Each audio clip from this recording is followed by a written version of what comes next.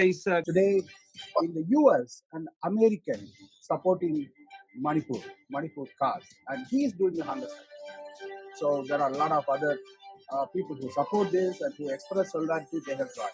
So we want to know who is this Peter Frederick? Why he is supporting? Why he is supporting him this cause? We have seen him. We have seen him with the banners in front of White House when Modi was here.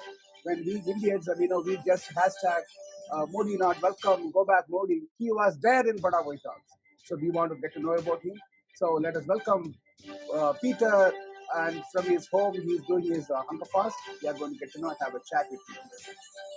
Hey, Peter, thank you so much at the outset for giving time to talk to us. Yeah, thank you, Austin, for having me. I'm glad to be here. How you doing? Good, Peter. Thank you. Thank you so much. Peter, we see that, you are making a lot of noise, and I would say more than a lot of Indian Americans, right? So first, we want to know that first we want to thank you for doing this hunger strike. It's a virtual hunger strike. People around in our media platform like our YouTube, our Facebook, and Twitter, we go live, and many people are watching, right? So why this hunger strike, and what made you to do this hunger strike? Sure. Well, I just began hunger strike today. I am happy to talk about it as far as this is actually my third hunger strike in about 2 years. But this specific time today, the reason that I began is that I am deeply concerned about the violence currently ongoing in Manipur, which has not stopped in almost 3 months, and which is specifically targeted against Christian tribals in Manipur. I want to draw attention to this issue, but the specific demand of my hunger strike is that this congressman in the Bay Area, the San Francisco Bay Area of California, named Ro Khanna, who is an Indian American congressman who is a Hindu. My specific demand is that he use his position in the U.S. Congress to take advantage of that and do what is available to all members of U.S. Congress, and go and spend at least a few seconds, or ideally a little bit longer, speaking on the House floor, on the floor of U.S. Congress. I'm demanding that Ro Khanna go and speak on the floor of U.S. Congress against the violence in Manipur, which is targeted towards Christians. Now, why am I demanding this of Ro Khanna in particular?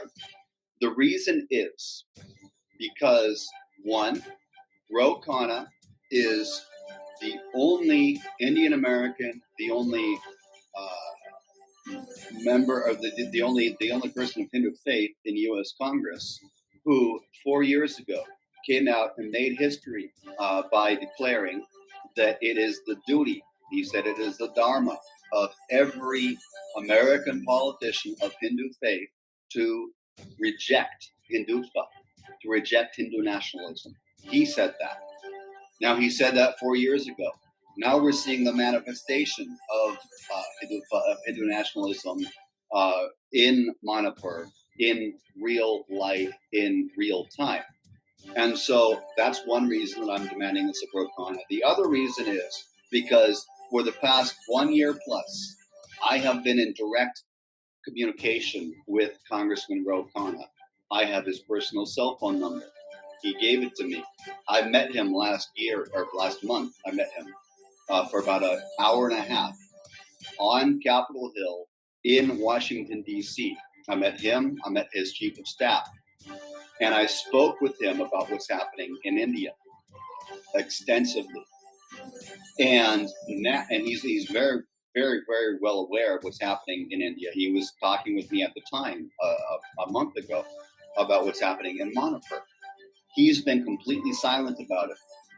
He has not made statements about it.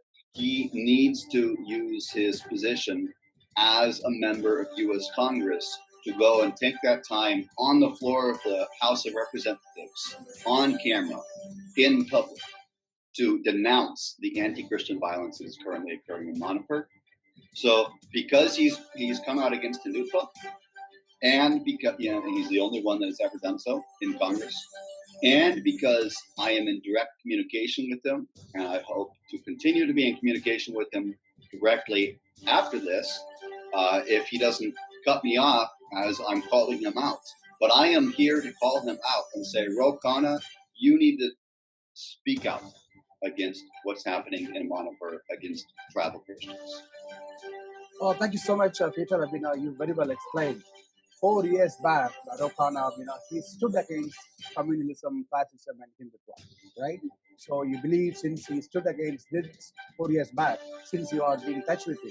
So what message you wanted to tell other people? There are a lot of other Indian Americans in this country. So they hear this incident, they hear the suffering and the violence, the riot and the crisis. They hear, and some got excited only by the viral video. Even before that, from May onwards, so, they are silent. They pretend like they are sleeping. So we need to awake them, right? So they need to call their own congressmen and women. They need to call their senators. So do you think this hunger strike will be an inspiration for more activism in America? Well, I certainly hope it will be an inspiration for more activism in America. As far as members of the Indian American community, there's a few messages that I have. One is what's happening in Manipur is certainly, as most of us know, not the only incident of anti-minority violence that has occurred and perpetrated under the Modi regime. I mean, looking back at February 2020, we had the Delhi pogrom against Muslims. And of course, we have other examples, small and large, over the past 9 years of the Modi regime, in which minorities of many different faiths have been victimized, have been attacked. Certainly, we have also Burma farmers' protest. We have the attack on Sikhs who were protesting, in which there were people that were run over and killed in a car that belonged to, as I recall, the son of a cabinet minister in Modi's government.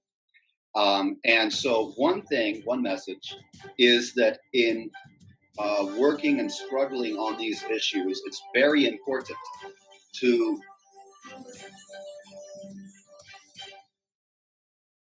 bring together people of all faiths, all religious minority backgrounds, and to talk about and against the violence perpetrated by this Hindu nationalist movement. To talk against it in terms and in context of support for everybody, whether they're Muslim, Christian, Dalit, Sikh, Buddhist, atheist, communist, etc., etc., etc. That's one thing. Another thing is, in context of the current issue in Manipur, many of the victims in Manipur from the Kuki-Zo tribal community are Christians, and the atrocities being perpetrated are primarily basically against the Christian community in Manipur. In their actions in America, one of the things that I would plead with the Kuki-Zo people who are in this country, who are speaking out, is that they need to outreach to American Christian churches, and by that I mean non-Desi churches, non-Indian American churches. They need to outreach to churches which are not from the Indian American community and educate them, because in my experience, and I speak as a Christian, in my experience, most non-Desi Christians in this country, in America, have no idea that there is even any persecution being perpetrated against Christians in India, let alone have any idea of how severe it is. And in my opinion, it's much more important for the American church to speak out than it is for the American government to speak out.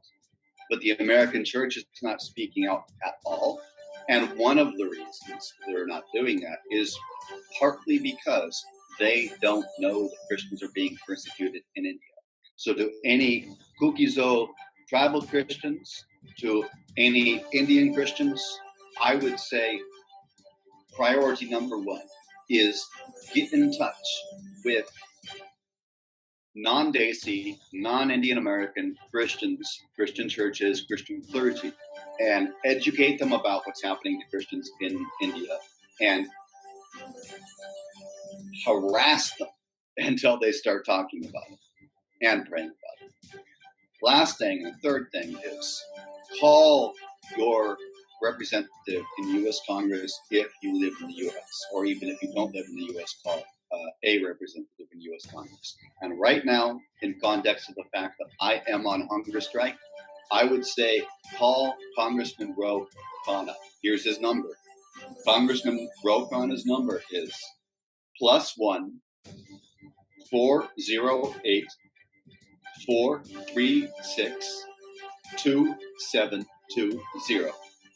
+1 408 436 2720. That is the number for Congressman Ro Khanna's office. Congressman Ro Khanna is an Indian American. He's a Hindu who has come out against Hindutva. Call his office. Tell him, and this is the demand of my hunger strike.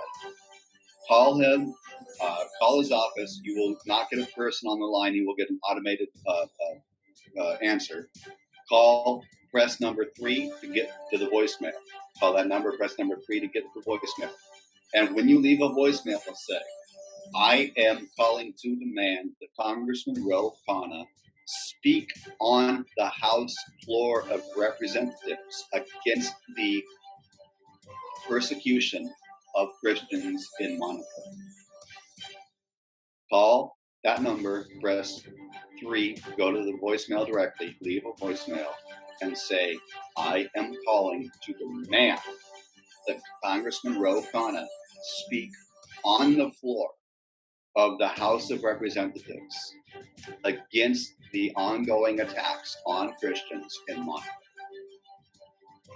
Oh, thank you so much, Peter. You have given the number. We also display on the screen. So anybody who view live now or later, they'll be able to see the number again, 408-436-2720. 408-436-2720. Please do that. And Peter, from there, press number 3 to go straight to voicemail, leave a voicemail. Very good, yeah. So, Peter, you said, I have 2 questions. So, people, whoever I talk, Vijay Lakshmi or John Prabhudas or everybody talk about Peter. So, they say, we Indian American need to feel guilty because we are not doing much as Peter does, right? So, they see Peter as an inspiration.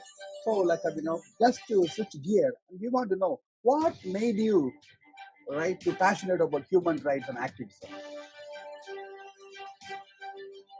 That's a good question that requires a bit of an answer. No, people who watch his strike, people who watch his video, they'll be much interested. See, there are a lot of Indian Americans and an American fighting for us. So, how he was become passionate about this. I see. Well, there's a number of things I could unpack about that, Austin. So one is that, I don't appreciate, with respect to my parents, I don't appreciate everything about my upbringing as a child, and they'll understand this. One thing I do appreciate is that I was raised in a household that was focused on reading and also focused on consuming a lot of movies that are classic movies. And when I say classic movies, I mean from the 1940s, 50s, 60s, old movies. And a lot of the stuff that I read and a lot of the movies that I watched were about the Second World War. And unlike many Americans, I don't actually have family that served in that war. But I did have an introduction and an exposure to a lot of material about it. And in that, I was exposed to a lot of materials about fascism, about the Nazis, about the Holocaust. I was in particular exposed to a lot of materials that were written by people like Dietrich Bonhoeffer, who was a pastor in Germany. He was German, in Germany during the Nazi era. who came out and organized against Germans, organized the German church against the Nazis, and was executed for it. I was exposed to materials by Anne Frank, who was arrested and executed in a Jew who was arrested and executed in the Netherlands. I was exposed to materials by her name's escaping me at the moment. She wrote a book called The Hiding Place. This lady that was from the Netherlands. She was Dutch.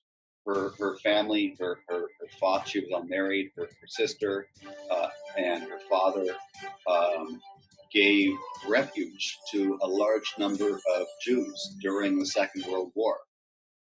And they were ultimately discovered and arrested for it. This lady was sent, and her sister was sent, and her father was sent to the concentration camps. And her sister died, her father died, she survived, and she wrote about it afterwards. I was exposed to a large number of materials like this. And so I grew up with an innate hatred of fascism. I grew up with an innate disgust for the sort of othering of people that have led to the Holocaust.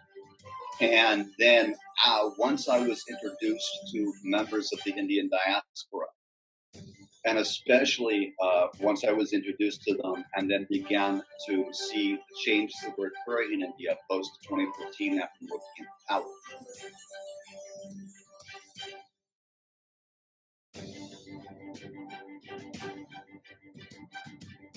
Oh, Peter, seems like we have some network issues we are experiencing.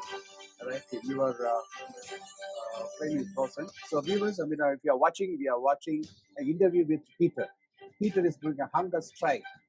He is doing a sit-home hunger strike, demanding the representative Ro Khanna respond and talk about Manipur issue on the floor. Yes, Peter, you are back. You are Yes, talking about how you got into this, like the movies, the books, the material, and the living condition, right? Yes, go ahead. yeah. So I'm going to try and switch to my Wi-Fi because my home internet is a little bit unstable. But yes, I was talking about that, about how basically my growing up in my childhood, I grew up with this innate hatred of fascism. And once I connected with the Indian diaspora, and especially after 2014, when Modi came to power, this really began to come into real world context for me. And now today, I've been involved for almost 20 years in researching, writing, and talking about issues related to human rights, primarily in India. After almost 20 years of that, my personal life, my professional life are completely intertwined. Basically, everybody I know is in India. Basically, everybody that I interact with on a daily basis is from India.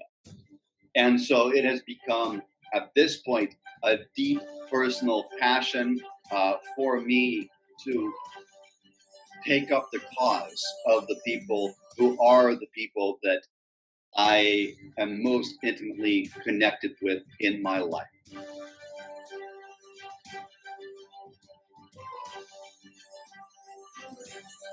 Yes, Peter, go ahead. Yeah. Yeah, so that's my answer to.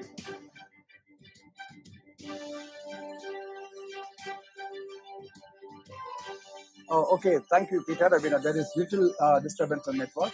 Peter was sharing with us, how his like the movies, the classical movies, and the war movies, and the books he read, and other inspiration made him to take this. Right? Yeah. Thank you so much. We all, and I think your younger Indian American generation here needed to see Peter and learn, how he's being an activist who is raising voice against this. Peter, earlier you said, so we need to involve non-Desi churches, right? Yes. So yeah, we have here we have United States Bishop Conference, right? So we have different things. So how? What should be the strategy to bring them in, or educate them, or get them informed what is happening in Manipur? That's a good question, and I don't have a perfect answer. But as far as strategy, one of the initial things, of course, I would say is just begin talking to them. Because in my experience, I've had coffee or lunch for an hour or 2 hours with clergy members, multiple clergy members over the past year. And in my experience, when I'm sitting and I'm having coffee with them, most of them, they don't know anything about what's happening in India. I remember in particular, one clergy member, I was having lunch with him, probably about 1.5 hours into the lunch.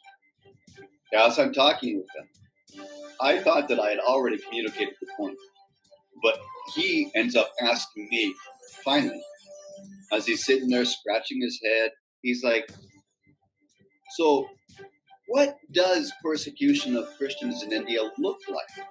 Does it look like job discrimination or housing discrimination or like employment discrimination or social boycotting?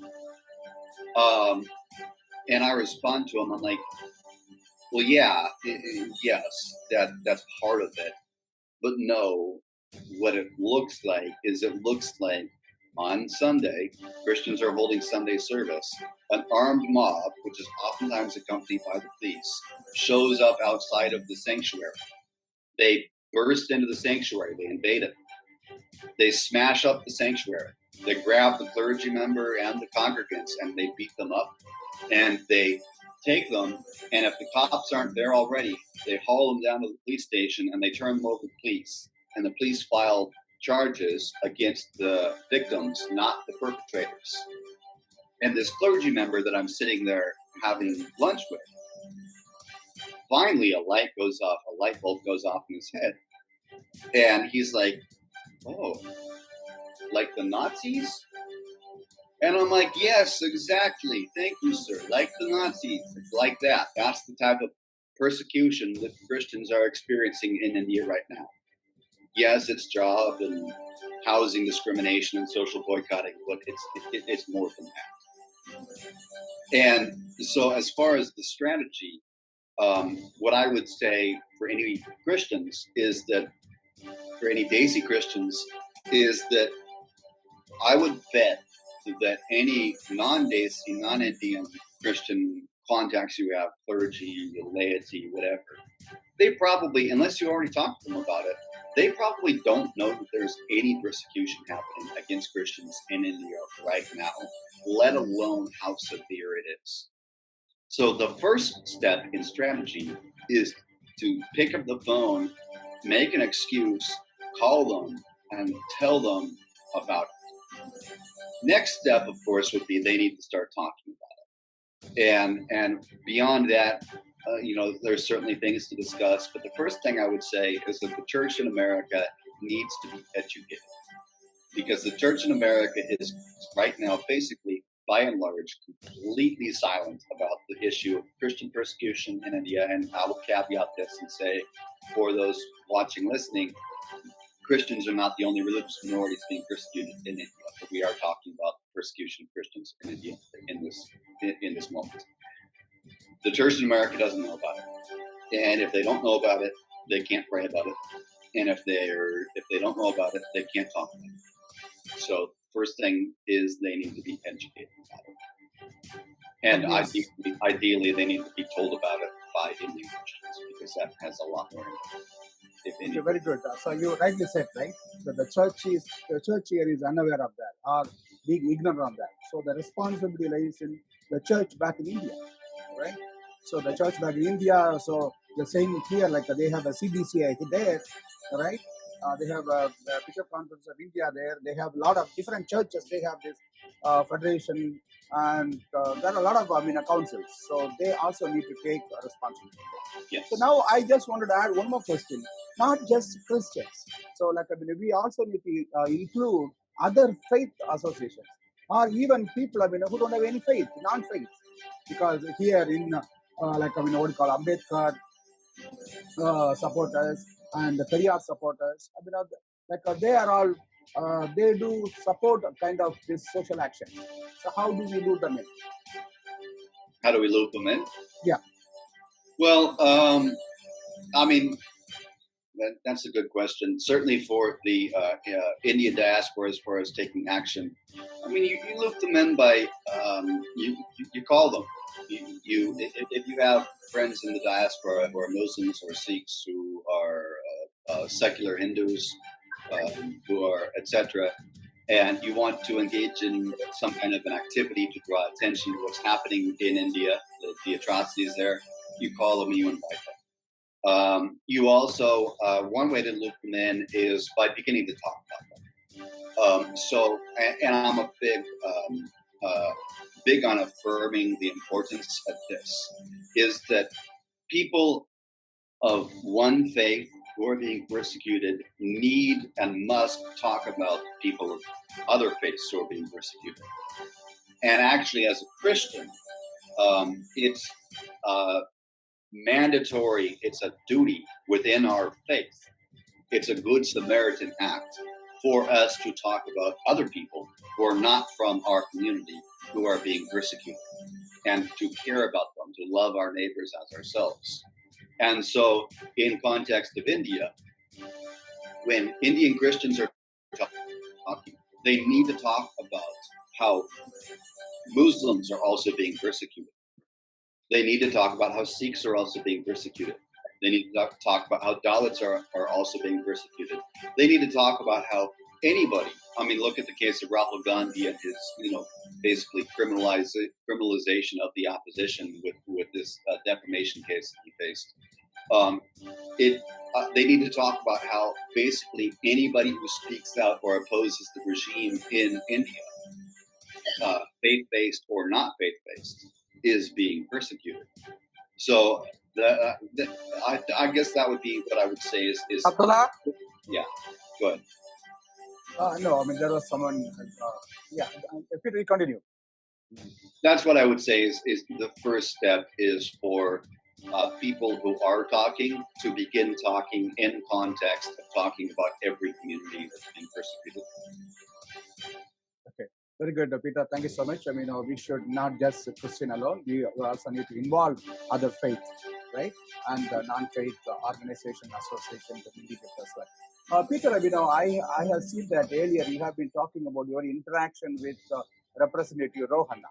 Could you just help us to rewind and tell us back how you have contacted Ro Khanna and what he promised and what is the interaction? So could you give an update on that? Sure. Well, I did not contact Ro Khanna. He contacted me. Okay. In 2019, after I published an article, which was a cover article for India's Caravan magazine about Tulsi Gabbard and her connections to Hindu nationalist groups in America, Congressman Ro Khanna, unprompted by me, he came on my Twitter account and he posted a reply to that article. In that reply to that article, Ro said that it is the duty of every American politician of Hindu faith to reject Hindutva. After he did that, or like within minutes, I guess, Congressman Ro Khanna texted me directly. He DM'd me on Twitter privately. And from there, I've been in touch with him ever since. He contacted me. After he did so, we've been back and forth sharing information. I've shared him information from my end about issues I'm working on, about politicians in America who are linked to Hindutva, etc. About a year ago, in June of last year, I ended up, and this I'm not certain on, I don't recall, because this was a year ago, if he reached out or I reached out, but I think it was him. Ended up setting up a lunch with him in his district. I had lunch with Ro for about an hour. We discussed a variety of issues, kind of got to know each other, talked about my work, talked about his perspective on India. And then last month, I was in Washington, D.C. to protest Modi, who was visiting and having a state dinner and speaking to a joint session of U.S. Congress. based off of the invitation, partly from Ro Khanna. I texted Ro. I told him I was in DC. I said, "Would you like to meet up and have coffee?" He said, "Sure, let's come to my office." So I came to his office. I went to his office about a day after, well, not about the day after Modi actually spoke at this joint session of U.S. Congress. I went to Ro's office on the 23rd of June. I spent about an hour and a half walking around Capitol Hill with him and his chief of staff as well, discussing issues related to India, discussing what is happening in Manipur, discussing the violence there, discussing how Ro is planning to go visit India next month in August, discussing how Ro needs to sit and meet with people in America and also in India who can educate them about the human rights violations occurring in India. And that's a little bit about my relationship with him and how it developed. I texted him today itself, telling him I'm on hunger strike to demand he speak on the House floor of Representatives against the anti-Christian violence in Manipur. He's seen it. He's responded a few hours back. He's told me that basically, paraphrase, that he's going to India next month, that he intends to bring it up there, that he thinks that that's like the most effective way to do it. Basically, my takeaway is that he intends to only bring these issues up privately and not in a public forum, and that's not okay. That's not enough. My demand is that he must use his position if he's staying true to his words, that he's against Hinduism, and that it's the dharma, the duty of every American politician of Hindu faith to renounce it and stand against it. Well, this happening in Manipur right now is a manifestation of the ideology of Hindu. It's a real world in real time manifestation of that. And if Ro's going to stay true to his words, then what he needs to do is he needs to go public in coming out against the violence in Manipur. And so that's my demand. I mean, specifically that he speak on the floor of Representatives. Thank you so much, Peter. You are doing hunger strike. You are starving, but you're talking. I'm going to give a break, right? So we are going to get other people. Well, I'm not starving yet. I've just started today. Okay. But yeah. Check back with me in a couple of days. Good. We appreciate your stamina and what do you call your willpower.